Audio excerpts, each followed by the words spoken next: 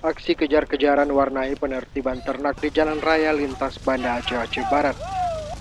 Belasan ternak berhasil ditangkap petugas Satpol PP dan anggota TNI Polri di Kabupaten Aceh Jaya. Sejumlah ternak yang tertangkap selanjutnya diamankan ke dalam truk. Seorang warga yang ternaknya tertangkap petugas mengamuk dan mengancam petugas. Dia meminta ternaknya untuk dilepaskan kembali. Di sini aja nenggal lembu. Enak kali kau yang ini. Kata orang kalau ketat semua, jangan lepas lembu di sini. Di mana aja, coba tengok di mana aja. Penertiban hewan ternak di jalan raya dilakukan karena rawan terjadinya kecelakaan lalu lintas.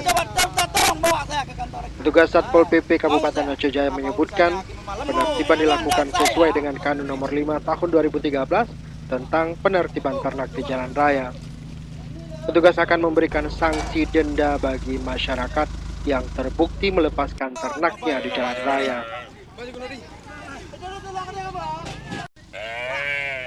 Dari Aceh Jaya, Muhammad Ali melaporkan untuk Aceh Video.